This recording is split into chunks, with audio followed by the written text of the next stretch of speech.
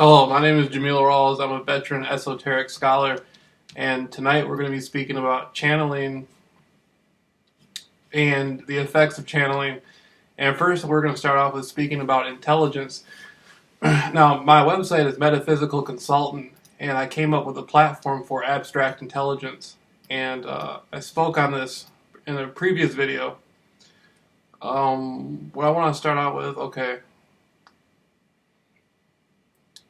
You have mental intelligence, which is the intelligence that most people are tested on in school. When people go through any sort of nursery school, elementary school, middle school, grammar school, city college, university, graduate school, they're tested on on mental intelligence. And there's various other forms of intelligence. You have emotional intelligence, spiritual intelligence, quantum intelligence, holistic intelligence, and the various different speeds of intelligence. A lot of people are never given opportunities to grow in those areas. It's only one form of intelligence that they're tested on. So if an individual learns differently or absorbs information differently, they may never truly get to express their brilliance or creativity.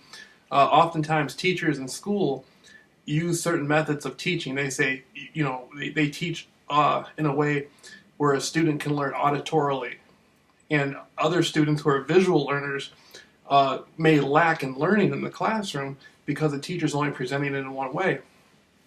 Some students are kinesthetic learners. They have to constantly be touching stuff. Like me, I like to shuffle cards when I listen to lectures. And so you have those different forms of intelligence. Part of what I do is I teach people how to tap into these intelligences and not be afraid of them, not be fearful of exploring them. A lot of times children are given drugs in school. At a young age, they're given drugs and they're told, there's something wrong with you, you have a mental disability, or you have a learning disability, and we're going to provide you with this drug to give you a coping mechanism to learn better.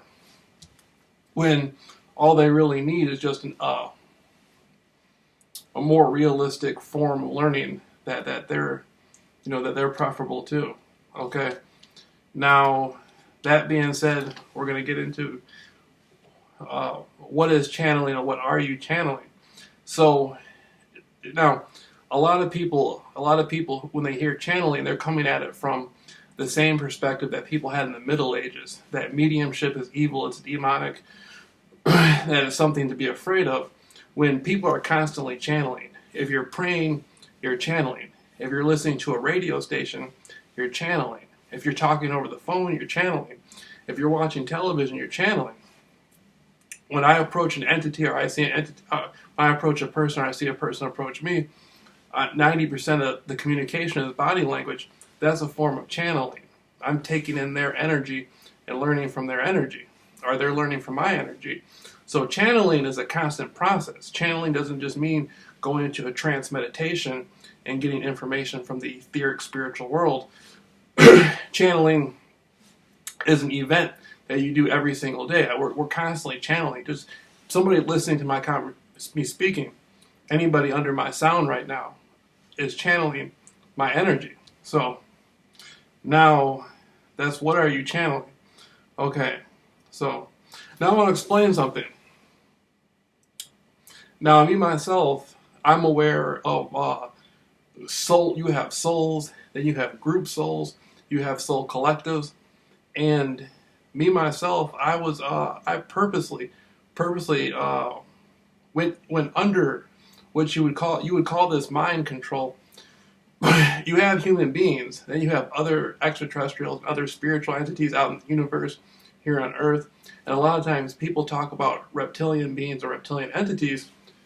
Okay, so reptilians are actual real creatures that have been on this planet before humans. Reptilians exist all over the universe. There's different forms of reptilians. There's humanoids out there and whatnot. I went through a brief period for like a couple days where I found myself, and I could feel it. It's going to sound really crazy, but to somebody who is not familiar with channeling, not familiar with the concept of the paranormal, but I purposely put myself under reptilian mind control This happens to an individual when they're in an extremely fearful state or they're in an extremely angry state, and they open themselves up to other pan-dimensional entities. And I got off my center, and I felt the energy of a reptilian being. The being didn't want to harm me or hurt me, but it just used its energy through me, and that's what you would call reptilian mind control. I experienced this for a couple days. I experienced this for a couple days, and after that, I had got a lot of information from it. I got information about the spirit to the material world, in which people who live on Earth or any other planet, you live in a material complex, you live in a material environment, and in the material environment, the spiritual, the material environment, the materiality, is made up from the spiritual world. So people think because they're on Earth and they're living in a matrix of physical objects and people, that's not the spiritual world, when in fact it still is a spiritual world. Everything that's material has come here from the spiritual world at a lower frequency and a lower density. The material world is created from within the spiritual world. So there's really no separation between the people say the other side. There's really no separation, because you can be right here and you can see ghosts and different apparitions and experience people who are supposedly dead and gone. You can still experience that here in the material world. So the spiritual plane has created an atmosphere for materiality, but it's all one and the same. And that's what I gathered from having a union. I say a union with a reptilian entity, and union is something that's universal. Everything is in union. All the atoms and neutrons and molecules work together. They're in union. When a man and woman come together, they become together in union. Everything works in union across the universe. Everything works together, from the molecular, from the microscopic to the macroscopic. Okay, and now we're gonna talk about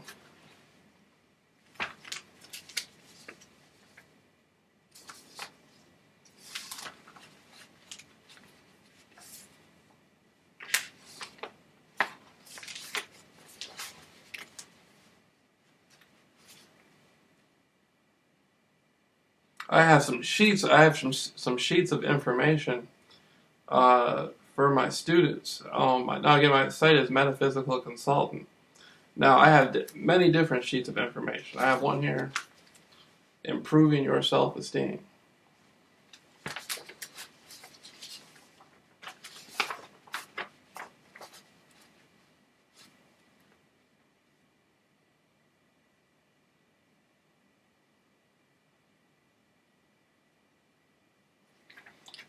Do you ever feel stressed?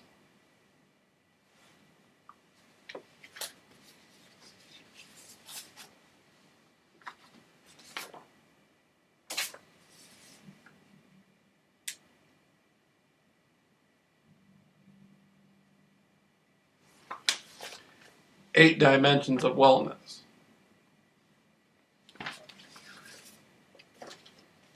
And then practical wellness. Now,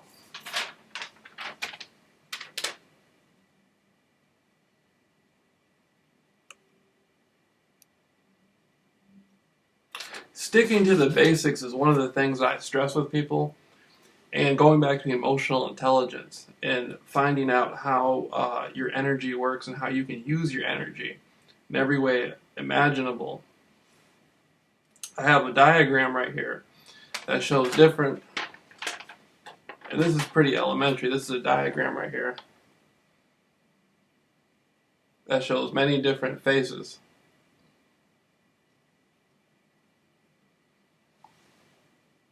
You know what? Because of the video, it's going to be hard for it to see anyway.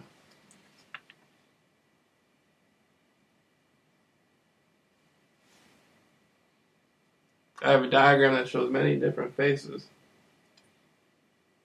and people can go through it and sort of pick what emotional state they're in. Now I'm probably gonna have to put this up on Facebook or something, or put this up on my site. But anyway, I'm gonna go back through another reading on my site. Abstract intellectualism. Abstract intellectualism is a format I personally created after years of self-inspired research into world history and the occult, where left-brain thinking has its limits using visual, audio, and kinesthetic learning as its tools. Real knowledge becomes attainable through the inner power of our relationship with the infinite. Mixing a psychic formula with an artistic approach, one learns to extract information in the most surreal but yet accurate manner.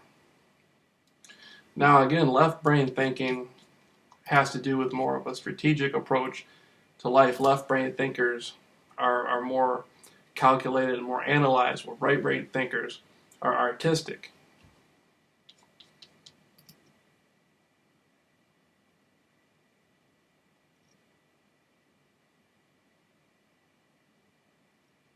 This training is not formally taught in public nor private schools or the workforce. Traditionally, society has prized mental intelligence above all other forms of intelligence. Generations of people have literally been instructed through mental intelligence only. I educate on emotional intelligence, spiritual intelligence, holistic intelligence, quantum intelligence, and the various speeds of intelligence.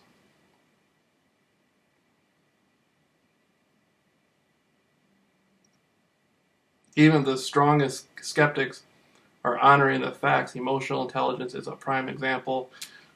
The heart, through energy, cardiology, creates cellular communication with other hearts. Heart transplant donors continue to make reports that after receiving a new heart, they have inherited the exact traits of the donors, such as memories, preferences, fears, etc.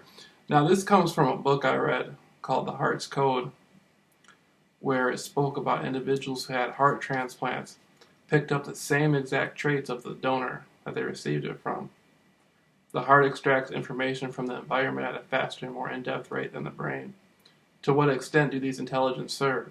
The Akashic records are the etheric bodies of knowledge stored in quantum libraries, residing in what science knows as hyperspace. All of the information of the universe is housed there. Gaining access to this wealth of knowledge may require formal guidance and insight. If you would like more information regarding the mentoring and tutoring I provide, you may reach me through the contact section. Now we're going to look at a page I have entitled The Mystical.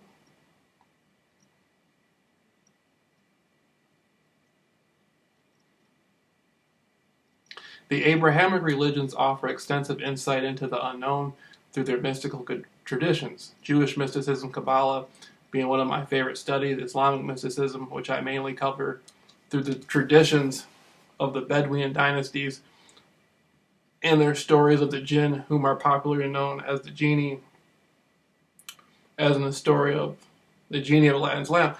So the Bedouin are royalty, basically royal families in Saudi Arabia. They still exist, but the ancient Bedouins used to roam the desert, and they would encounter paranormal activity, and this is all about, they encounter the jinn, and they would write their stories of the jinn.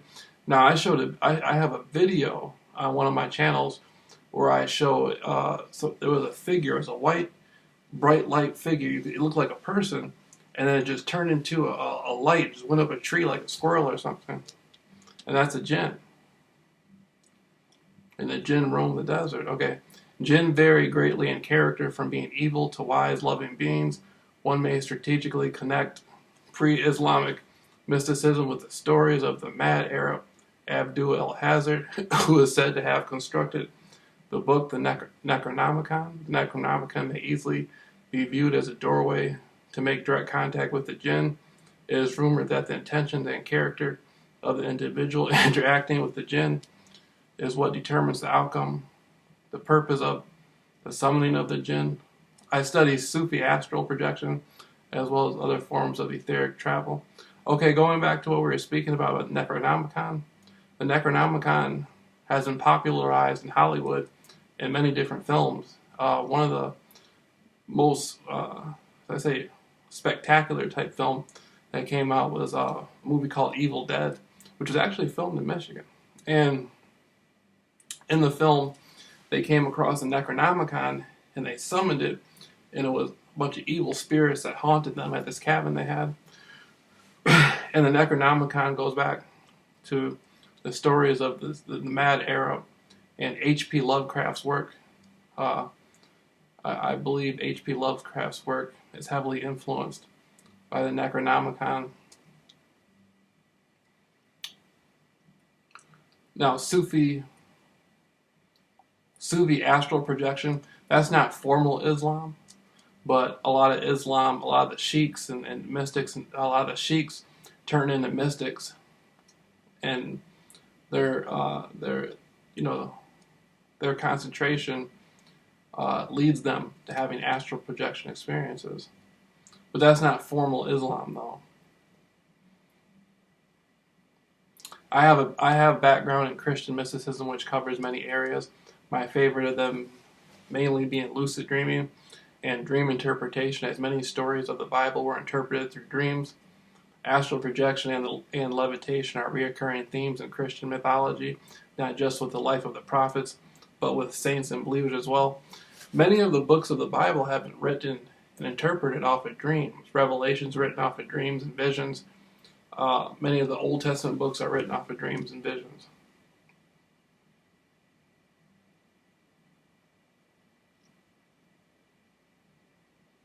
The Abrahamic religions, of course, cover all three of the major Semitic religions: Judaism, Islam, Christianity. Regardless of where in the world you are and what your mother tongue is, you may nevertheless find a rabbi, sheikh, or a priest. These three religions trace their origin back to the prophet Abraham. The Abrahamic religions, through cultural identity, have created a cultural matrix that parallels Buddhism. The Abrahamic religions in some regions of the world have historically withstood and outlasted extreme opposition. In the last 100 years, recent major opponents have been Nazi, paganism, atheism, and Marxist, Leninist atheism. So, again, the three major Semitic religions, Judaism, Islam, and Christianity, have withstood a lot of uprisings in the world. And they remain there, and it doesn't look like they're going anywhere anytime soon. But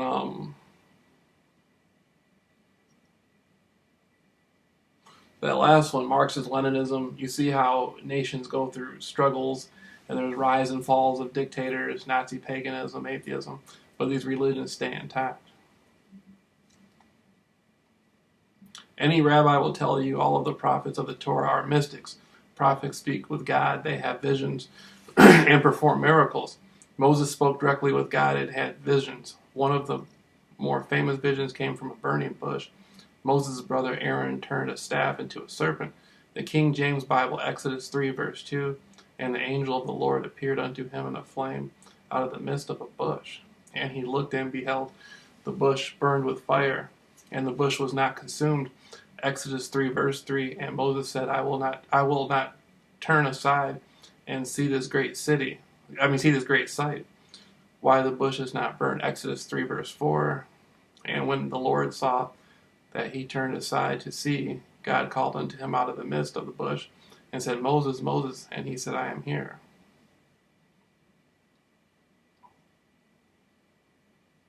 So you see these individuals in the Old Testament are walking with what they call God and speaking with God, and they're having visions burning, through the burning bush.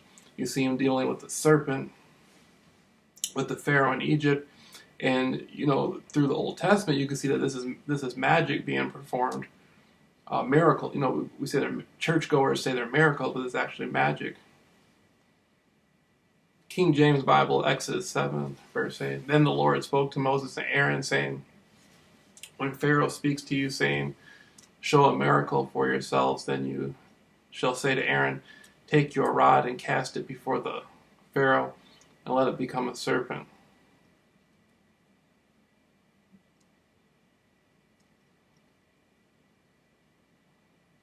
In Islam, the Prophet Muhammad took direct instruction from the angel Gabriel or Jibril to write the Quran.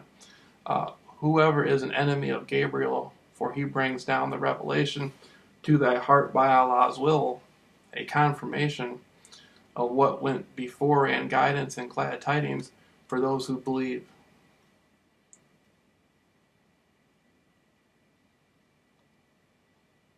And it just keeps going on and on and on and on. And then eventually I get into the Kabbalah. Now, when it comes to Kabbalah, the Kabbalah, I have a writing here that speaks about on the Kabbalah tree, the crown, popularly known as the Keter or Kether, may be strategically compared to the crown chakra. In Kabbalah, crown is known as the gateway to the infinite. As with the chakra system, the crown is known as the gateway to superconsciousness. So in Kabbalah, they say that the crown, the Keter, is the infinite, and with the chakra system, the crown is the gateway to superconsciousness. And I'm sure there has been this comparison has come up before, but I haven't seen anybody speak on this. I added this in now. Through the study of Kabbalah, we come across the principles of masculine and feminine energy. In many New Age circles, people often speak of the divine feminine. The divine feminine may be strategically compared in magic with left-hand path, as right-hand path. Deals with male energy and masculinity, masculine energy, which is bright and loud and obvious, feminine energy being quiet and hidden. So you have feminine energy, which is, hidden, dark, or, and you see that in the left-hand path. Then the masculine energy, bright, loud, and you see that in the right-hand path. And now the three Semitic religions, Judaism, Islam, and Christianity, would definitely be considered right-hand path faiths, right-hand path faiths, right-hand path right-hand path paths. Looking at the various depictions of the Kabbalah tree,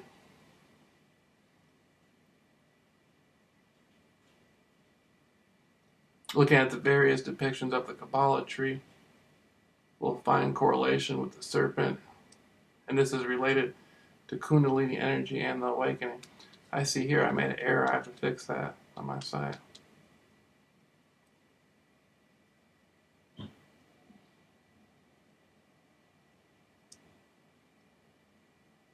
Looking further into Kabbalah, we find Jewish mysticism as a way of life. Meditation is a large part of practicing Kabbalah. This is often referred to as meditative Kabbalah. Four well-known forms of magic concerning Kabbalah are predictive magic. Predictive magic is used in everyday life as futurology. Examples of this are weather forecasts and the forecast of the Wall Street Journal. Preventive magic. Prevention is better than a cure. Communicating with the divine through prayer and meditation is the number one way to avoid spiritual disaster. The aura field is a great example. This is the idea of allowing in what energy you want to work with and what energy you do not want to work with, and not allowing yourself to get sidetracked.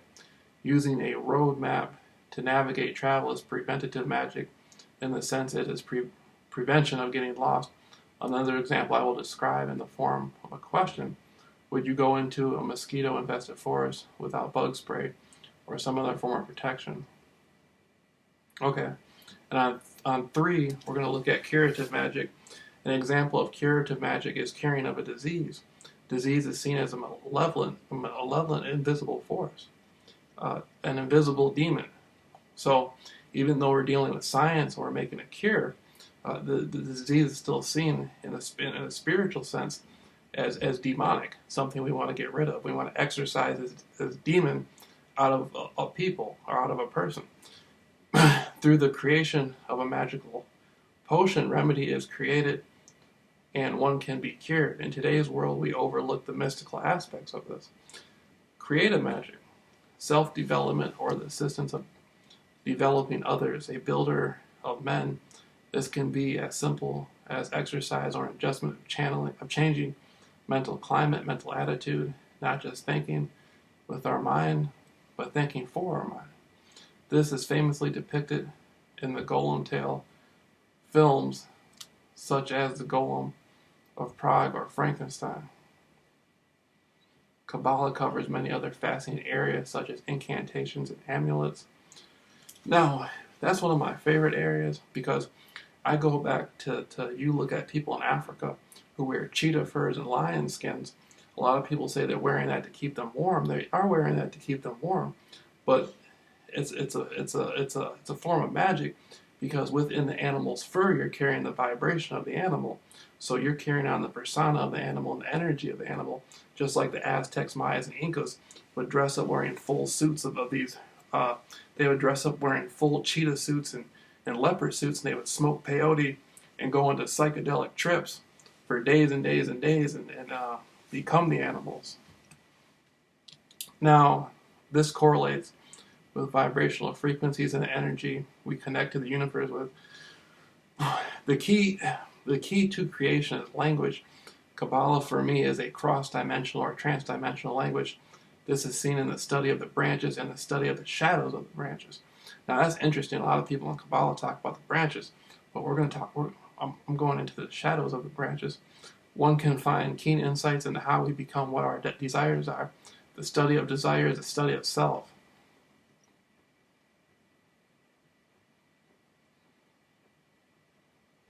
And we will get into this Zohar and the 72 names of God.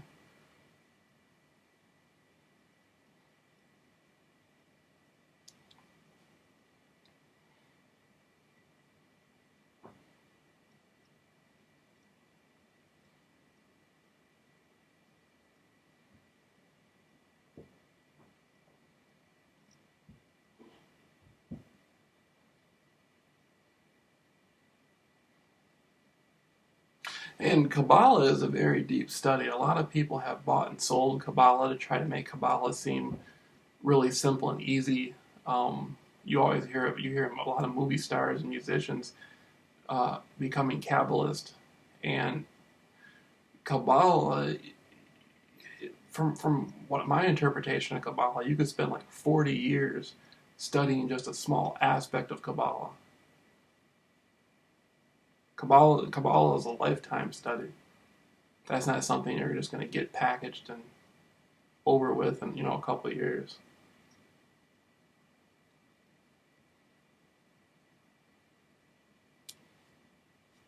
Now, Theta Magic is on Theta Magic, and I created Theta Magic based off the brainwaves alpha, beta, delta, theta, gamma.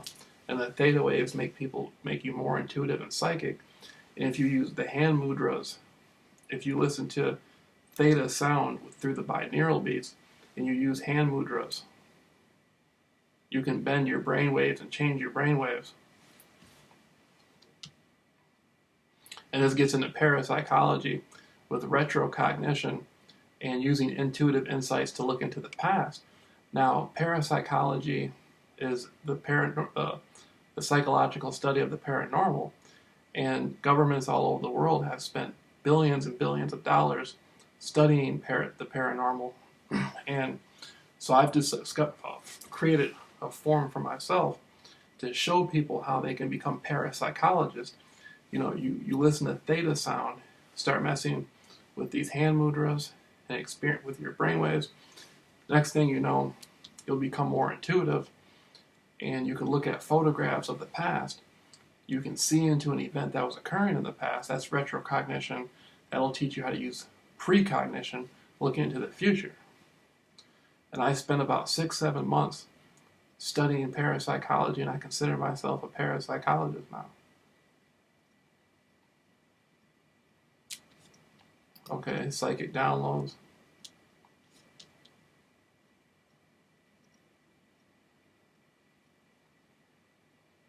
Many of my psychic energy reading forecasts that I have performed over the years have been accomplished through astrology, numerology, Kabbalah, dream interpretation, astral travel, and Kundalini work, along with pure study. The ability to gather information from the unseen is similar to a hypnosis investigation. You're dealing with pure consciousness. So a really skilled detective will use hypnosis, and they will put an individual under hypnosis, a hypnosis investigation. A really true good investigator top of the line guys. Like you look at like MI5, MI6, they know environment is everything. Environment determines everything. So you wanted to create a really good environment to get information. You put somebody under hypnosis. For myself, I view being unethical as the equivalent of breaking the law. Okay, each spiritual matter that I handle becomes a part of me. Each matter is handled with delicacy and professional insight. Through vigilant assessment, I discover the stimulus behind what is being called into question or what is being asked of me to perform in my profession. I closely analyze the 5 points of health: spiritual health, intellectual health, emotional health, behavioral health, and psychological health. Okay. And then we're going to go on. The great majority of the people that contact me for assistance have very similar goals in common. They seek better individual action with themselves and others, be it family, friends, coworkers, neighbors, strangers, pets, etc., as well as a greater interaction with loved ones who have crossed over their spirit guides, even contact with interdimensional, pan-dimensional, extra-dimensional, multi-dimensional, quasi-dimensional life forms.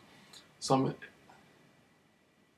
individuals ask questions regarding hybrid children, extraterrestrial contact.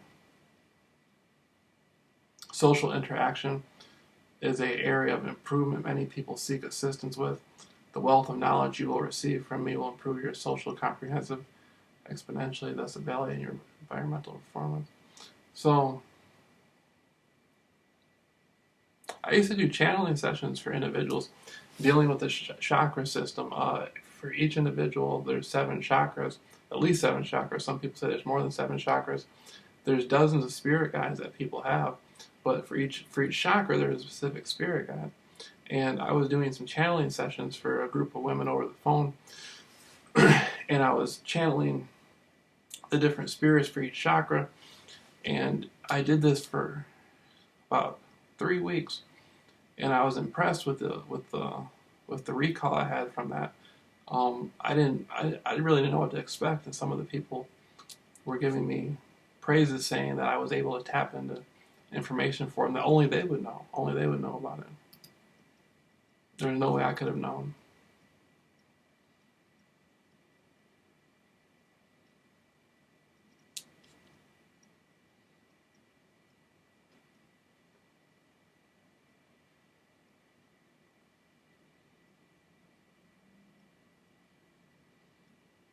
Okay, so this is part 1. I'm going to do another reading, but this is part 1.